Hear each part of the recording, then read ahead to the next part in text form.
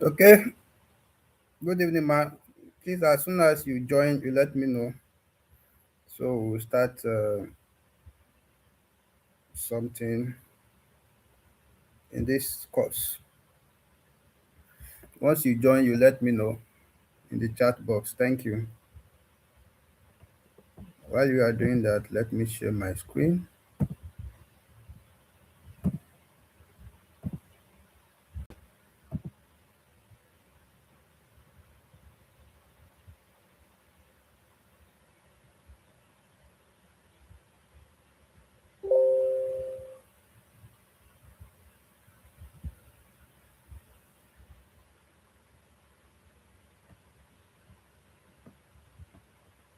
Please, when you join, you let me know.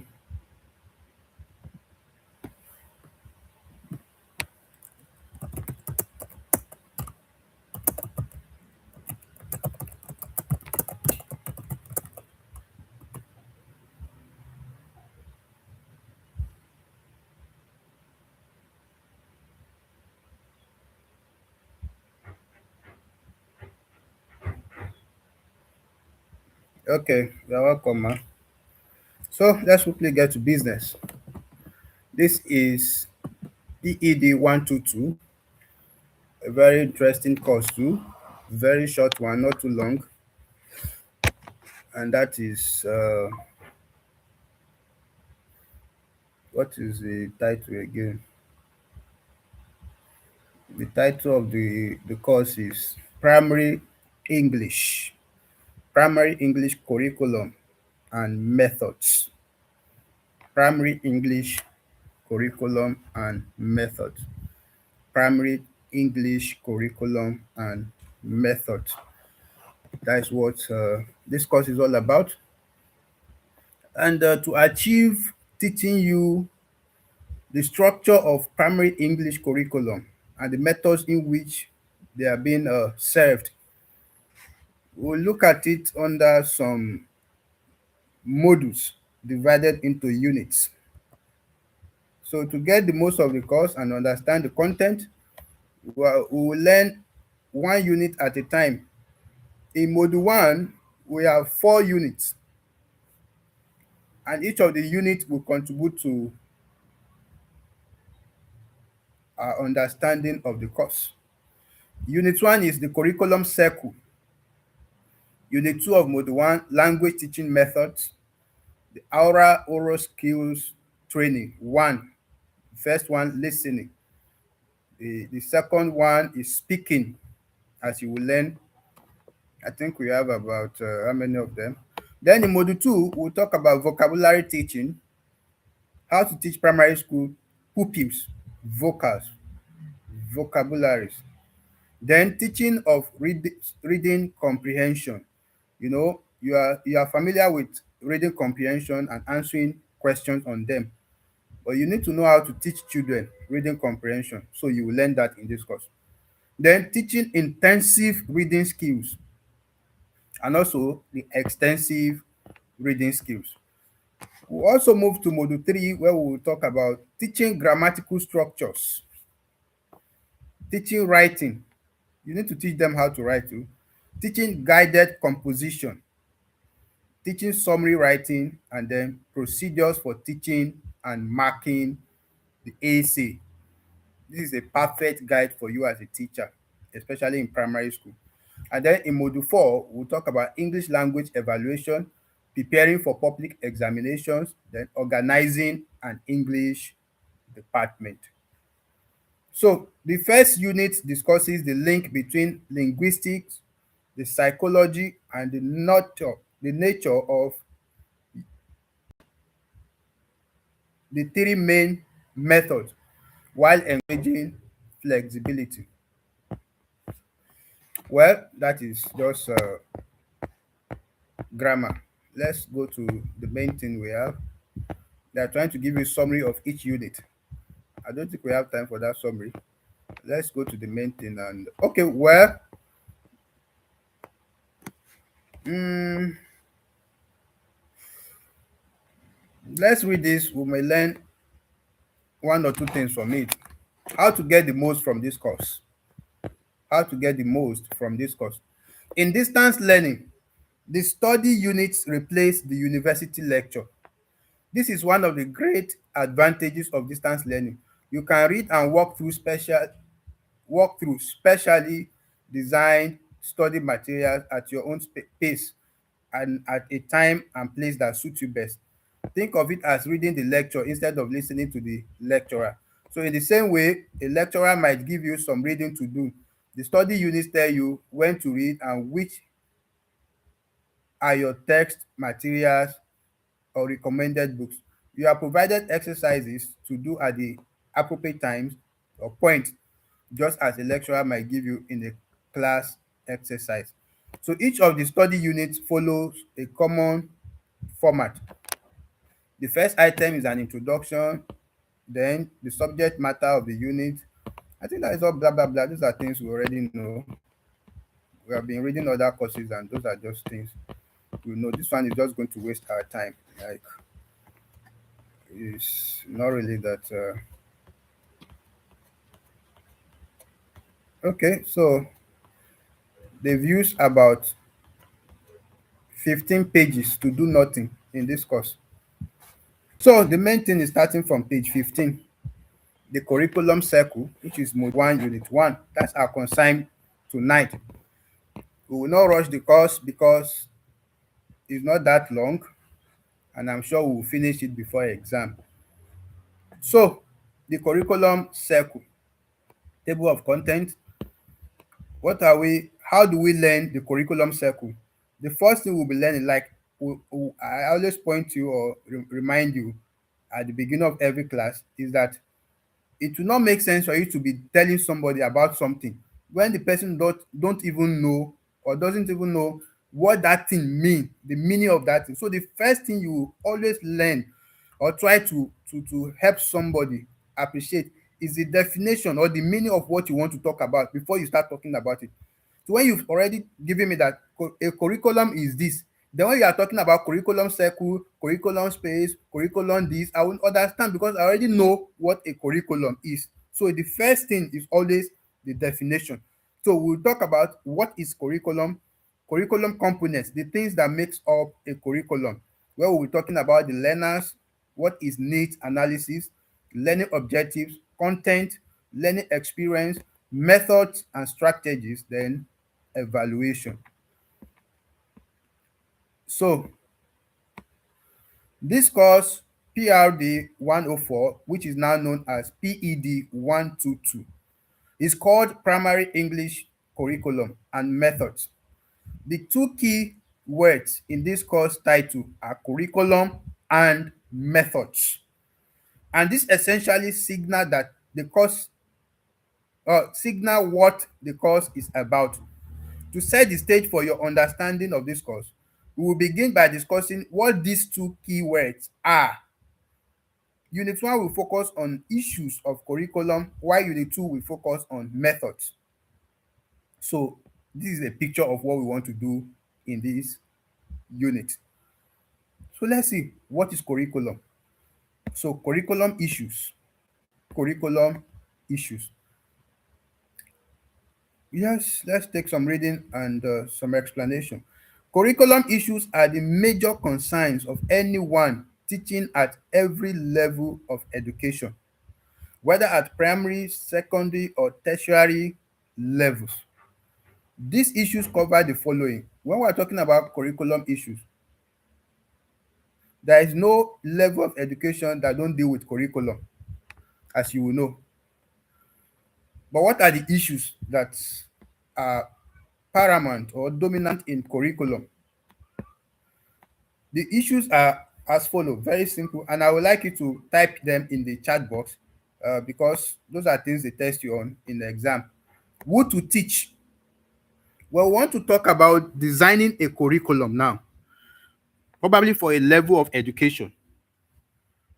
There will be major concerns, there will be major issues that will arise before even thinking of, before even doing anything on the curriculum development. We would like to address some issues. This curriculum we want to develop, who do we want to teach? What do we want to teach? That's another, the who, the what, and the how. who to teach, what to teach, how to teach, and then how to evaluate learning. How are you going to evaluate what the learners have learned from that or via that curriculum?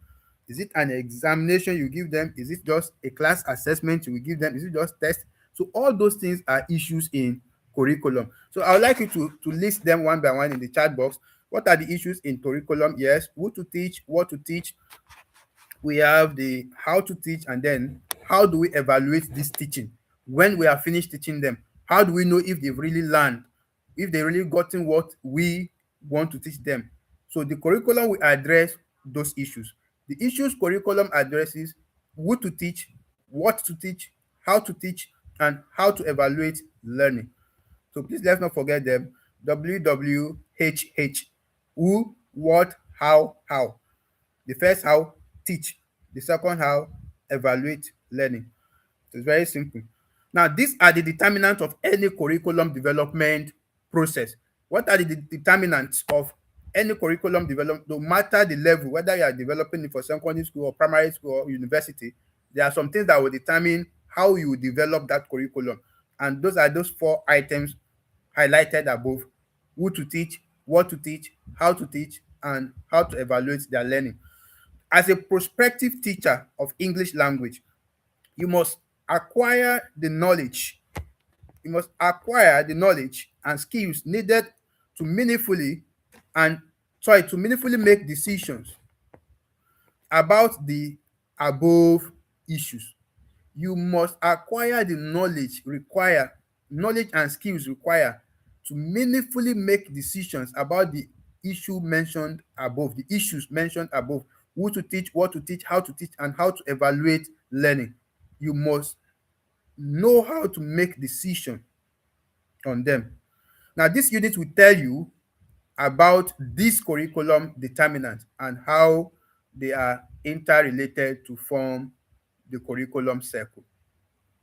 How you will connect the dot of who to teach, what to teach, how to teach, and how to evaluate learning. How you connect the dot to eventually form a curriculum circle is what this unit is all about.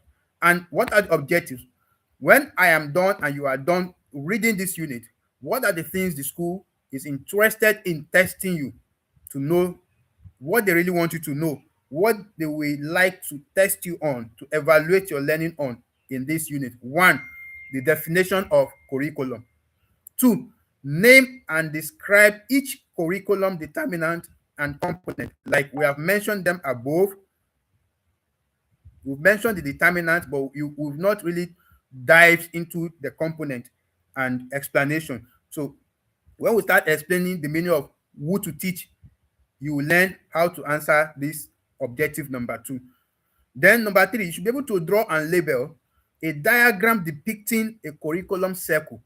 So the school is interested in this diagram. So when we get to the diagram, it is expedient that we dwell on that diagram and know it, not just cramming it, but be able to draw it on our own. Then the fourth objective is to describe the interrelatedness of the curriculum determinants.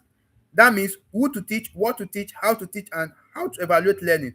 They are all related in one way or the other. You can't just remove one out of the circle. So we will learn how they are related, that interrelationship between them. We will learn it in this unit. And then you should be able to state some goals of learning English in the primary school. Why should primary school children learn English? The goals, and then some objectives of learning English in the primary school. There is still one of your course that will help you to understand clearly the difference between goals and objectives. The difference between goals and objectives. I've noticed that they have been trying to draw a line of difference between the two. And there was a course we treated 2 days ago or so that was talking about long expectation. When we're talking about objectives, we're talking about the goals rather. We're talking about something that is not meant for now, something that is still far fetched. Well, let me just give you one simple and clear difference between the two of them that will help you to know the difference between, or to understand the difference between goals and objective. Goals are long term in nature. It takes time to achieve goals. Goals are something you set for things like 3 years, 4 years, like the course we did 2 days ago or so. The one that I was talking about, the principal. I said when the principal just assume an office, sorry, the headmaster rather, when the headmaster just assume a new office, he will set goals, and the goals are things is aiming to achieve maybe all through his tenure, not something is hoping to do tomorrow or to do now that he just enter. Things that are long term. Goals are things that are a kind of, they describe outcome, what will become the end. At the end of this my tenure, this is what would have happened to this school as the headmaster of this school from this period of time to this period of time. So those are goals. They are long term. Goals are long term, and they are the kind of desired result that you're expecting from something. And the goals answer this question. Goals answer the question, what do we want to achieve? That is what goals answer. But objective are short term. It's just like, let me use this analogy. Your goal may be to build a mansion. Then your objective will be doing the foundation first, getting the money for laying the foundation, or getting the land first, getting the foundation done. Those are objectives. First, for me to get to this my goal. Objectives are like the road you pass through to get to your goal. The goal is the destination. Objectives are road. They are kind of paths that you must walk through in order to get to the goal. So they help you break the goal down into pieces, into smaller terms that you can, take a step at a time and get to your goal. So objectives are usually short term, goals are long term. Goals describe outcome. Objective describe the action or result that is needed to reach the outcome. So goals answer the questions, what do we want to do or what do we want to achieve, while objective answer the question, how will we achieve it? How are we going to achieve it? What do we want to achieve? Goal. How are we going to achieve it? Objective. So sorry for leaving the main thing we are doing. I have dived into another part. Oh, says thank you. Goals are long term in nature and objective are short term. That is correct. So that is the difference between the two. So when you are setting goals, hence you know that you are setting what you want to achieve as a result, as an outcome, while the objective will be how you will get there. So now let's go to what we have.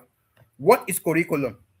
Don't forget that the first objective of this unit is that you must be able to define curriculum. So what is curriculum?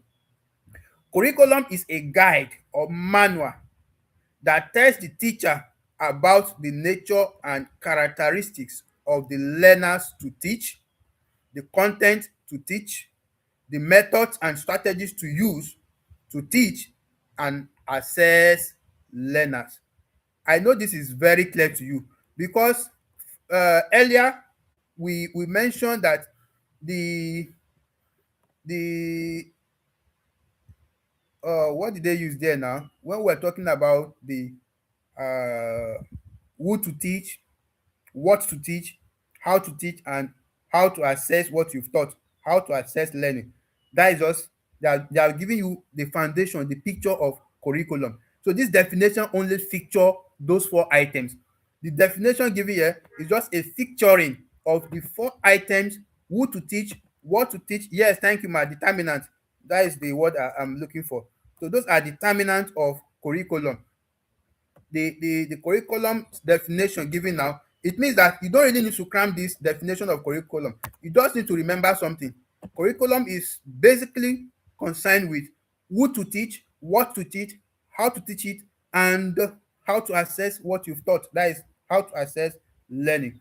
So in the simpler version, curriculum is a guide or manual that tells the teacher about the nature and characters or characteristics of the learners to teach. That is who to teach.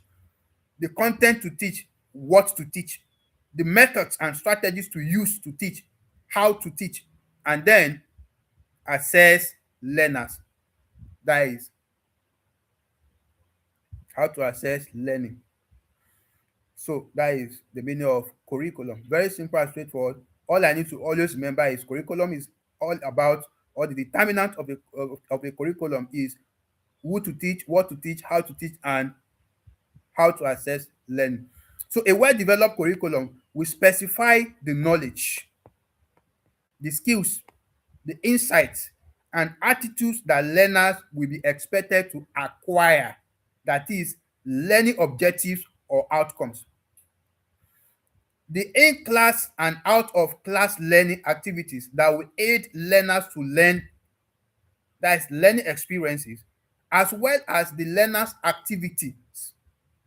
A good example of a curriculum manual is the National Curriculum for Primary Schools, English Language Year 1 to 6, developed by the Nigerian Educational Research and Development Council, which is NETC, in 2004. So let's try to test ourselves now. Nigerian Educational Research and Development Council. What is the full meaning of NETC? Nigerian Educational Research and Development Council. So they were the one that released the primary school English language curriculum, that is for primary 1 to 6, sorry, year 1 to 6.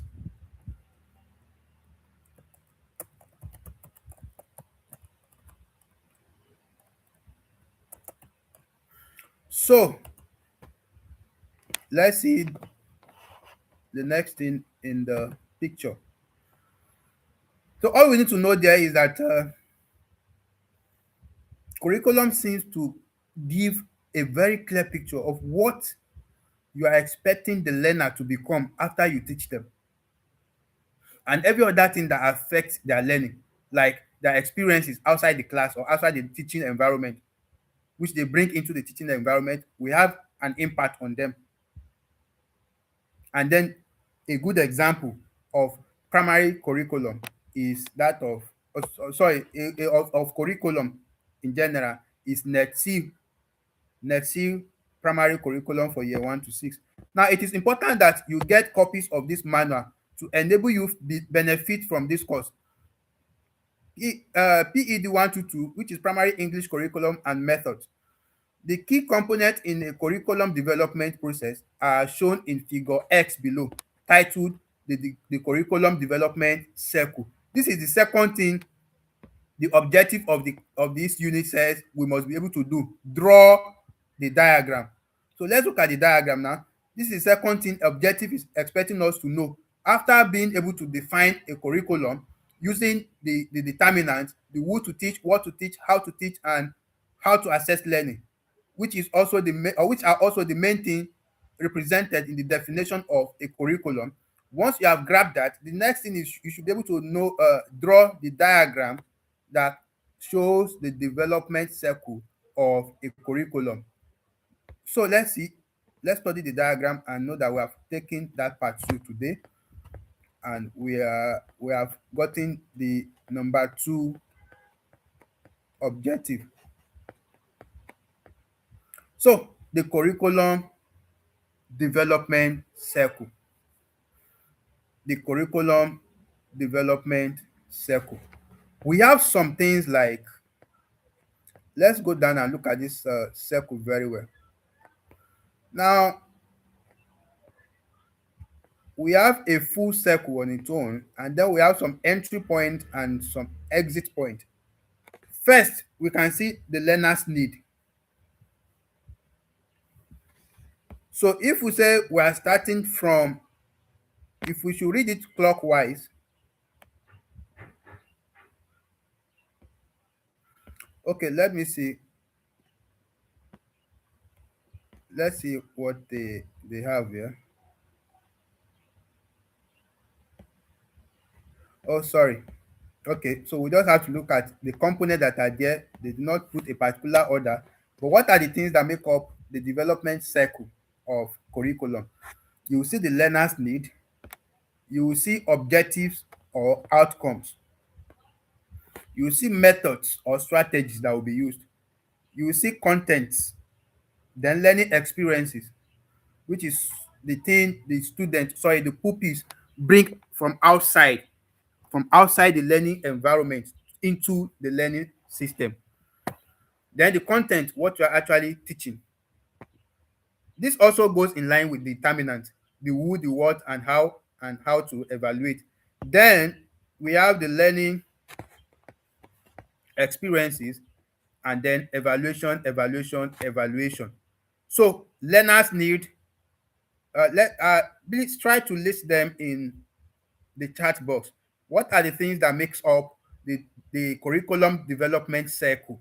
The circle is a straight circle, a very perfect circle on its own, containing the learner's need, the objectives or outcomes, the methods or strategies, the contents, and then learning experiences. And finally, outside the circle is evaluation. So we have one, two, three, four, five inside the circle, and then evaluation, which is the last one, six. We have six things that make up the development circle: learners' needs, objectives or outcomes, methods or strategies, content, learning experiences, and evaluation.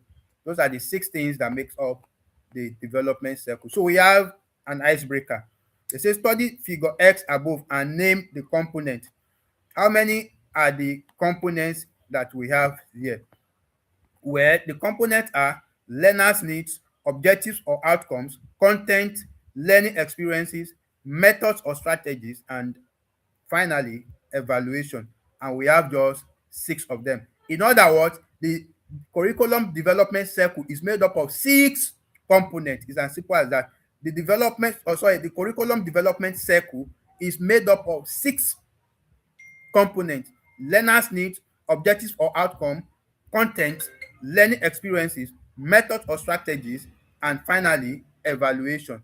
Those are the things that make up the uh, curriculum development circle. Those are the things that make up the curriculum development circle. So let's see another important thing. I don't really want us to be. What's the time? I hope we've not gotten to 45 minutes. Okay, we still have time. Yes, learners need objectives or outcomes, method or strategies, learning experiences, content, and evaluation. Thank you, ma. So let's take curriculum component and we'll stop there for this class. Curriculum component. Those are the things we've already looked at above. We said we have six of them, like you mentioned them too. The curriculum development process typically entails the six components shown in the figure above. So in this section of the unit, you are going to learn the function of each of them in developing a curriculum. What role does the learners need? What role does it play in developing a curriculum? You've only seen that all of them partakes in development of curriculum, but each of them, what is their stand there? What are they standing there to do in that circle? That is the next thing we want to talk about. And I would not like us to push harder on this, but let's try to. I hope you are still much available. Should we go on with the the components, looking at them one by one? Let me hear from you. I don't want it to be bored. We've learned the meaning of curriculum already. We've learned the determinant of curriculum, and then the components of development, or the circle. We look at the circle, the things that the circle, the curriculum development circle contains. So should we go on into talking about the six of them one by one, or should we leave that for the next class? The material is not that long anyway, but let me hear from you. I don't want to make that decision. Okay, we should move on, right? I saw yes there. That yes is ambiguous. It could be that let's stop or let's move on. So I don't know the one you are saying. So if you say we should move on, I think okay, yes, we are good to go. Yes, I don't know. I want to know. Yeah, we only have 15 minutes left anyway. I think 14 minutes or so. But I also want to know your stand because you know how you learn. I don't want us to be rushing it and putting so many pressure on you. We have two classes already today. You've learned about family earlier. Now you are learning about curriculum.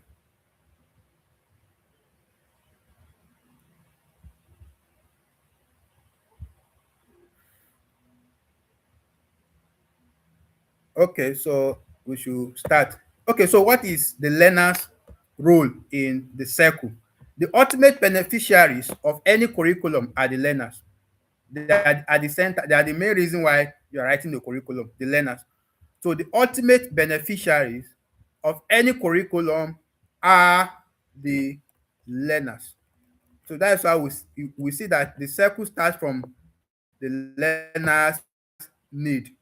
The learner's need. That is who to teach. If you remember the determinant of a curriculum, who is the first answer? Who to teach is the first answer. So a curriculum serves a useful purpose to the extent that there are learners to benefit from it. It means that the curriculum will be useless if we don't have learners. So the learners therefore constitute an important factor in planning a curriculum. All other components in the curriculum development process will be determined based on the nature and characteristics of the learners. So the method in which the other component we adopt will be largely dependent on the type of learners you are writing the curriculum for. So the learners are the most important or the very vital part of the learning process. So learners characteristics or instance we include their sorry I think for instance is what they want to write there. The learners characteristics that we're talking about we include like things like their age. So when we say learners characteristics, we are talking about their age, their academic and personal needs and interest. Their age, their academic and personal needs and interest. That is the characters of learners that we are trying to refer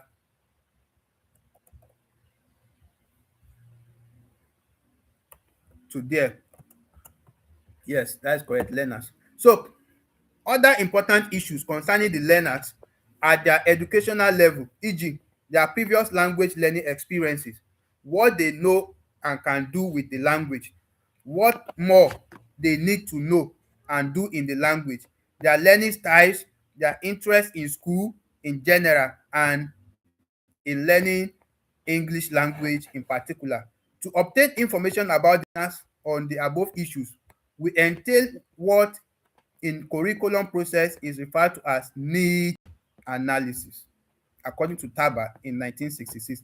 All these expectations that we will be mentioning about a learner, what will determine the value of the curriculum, what the curriculum will tackle, in the sense that what does the child or sorry the learner know already, what is the primary language the learner knows, what the learner knows about his own primary knowledge language, what more the learner know about that language. Then if the learner is interested in academics and especially in learning primary in English language, for you to know all of this one will require research, and that kind of research is what we call needs analysis. So what is or what are needs analysis? So let's get there. What is need analysis?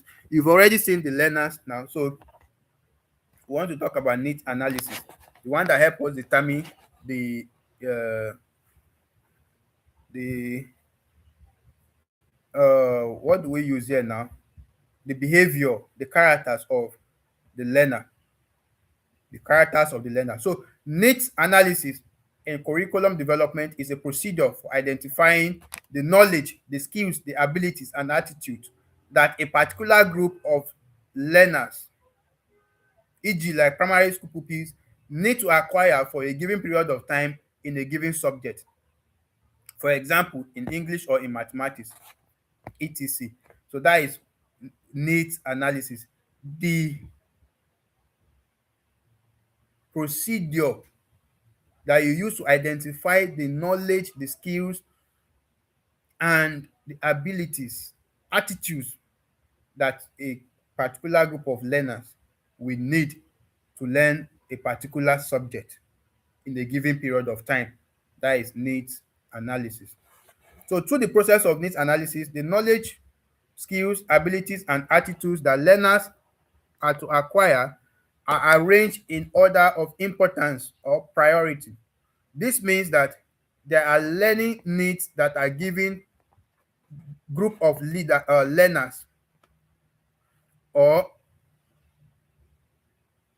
an individual learner must acquire immediately or before other learning needs.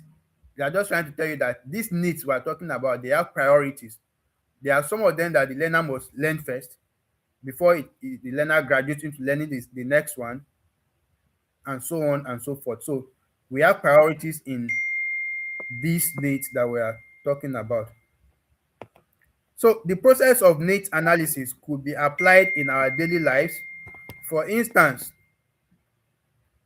for instance, before you decide to enroll in your program at the National Open University of Nigeria, no, you had other options of things to do with your time and money. You must have done some analysis of the various options before you settled for going for further studies and choosing the known as the university to go to. They are just trying to create a clearer picture of hierarchies, or uh, when we say that we have order of importance in these needs that we're talking about. The needs, they have hierarchies.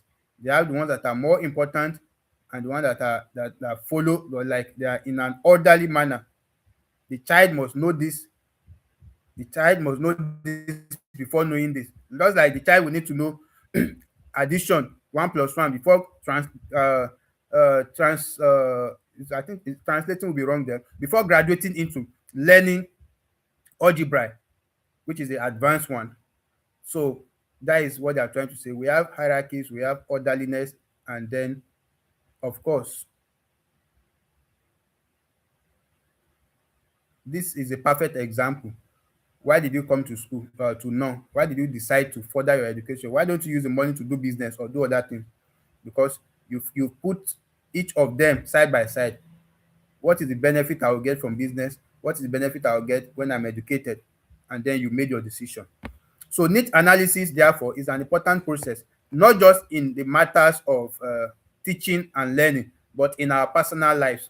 It enables us to identify what we must do so as to identify what means to use to attain what we wish to do. So identification of learners' needs in curriculum planning will require that you use some or all of the following measures. How do we identify the needs of learner in needs analysis? How do we identify the needs of learners in needs analysis? One, oral interviews, word of mouth interviews, written questionnaires, the one you issued out to the general public to help you get information about them, observations, and then tests. How do we get needs analysis done? Oral interviews, written questionnaires, observations, and tests. Those four, let's not forget them. Oral interviews, written questionnaires, observations, and tests. So through these various measures, you can find out from the pupils or students you are planning the curriculum for their learning needs in the areas of reading, writing, speaking, and comprehending English. You may, from these measures, discover that these pupils have problems with spelling, use of preposition, etc. After identifying the learning needs of pupils you are developing the curriculum for, you will proceed to formulate your objectives for teaching, which will now lead us to learning objectives. Well, under needs analysis, as much as you've understood what need analysis means, uh, trying to get the perfect way, the perfect formula for uh, getting the information that will be useful in developing the perfect curriculum for the pupil or your learner. Let's use the word learner. For the learner, by getting to know about their characters, their behaviors in form of their skills, their level of knowledge, their age, and whatever that contributes to their learning. In order to do that, you use three methods of gathering that information that you need from them. One is through oral interview, meeting them one by one and asking them questions. Two is written questionnaire, issuing out questionnaires to the pupils to get information about them and the way their level of English understanding, what they're lacking, and what they need to be improved on. And then after interview or questionnaire, you can use observation. You just to where the children are, sit down and be observing how they communicate with others, how they handle English, pronunciation, and the rest of them. How easy is it for them, to speak English without being coordinated? You learn that through observation, and finally, you can test them through test. If you know how to do all that, you'll be able to do needs analysis. But don't forget that it is the learner that was the first thing we talked about in this part. We've studied the development circle, curriculum development circle, where we find 6 things in it. The learner is the first one, the learner's need. We've talked about it, what it meant here, because they are the main reason why you are forming the curriculum. So every other thing you are doing in the curriculum development circle is totally or largely dependent on the learner's need, what the learners really need. So the learners need to, in order to measure the needs or get the needs very well, you will need to do analysis, what we call needs analysis. And you can only achieve needs analysis through oral interview, written questionnaires or observations, or finally you can test the learners. I think we hang the boot here. In the next class, we continue from learning objectives. We'll continue from learning objectives. So this is class 1.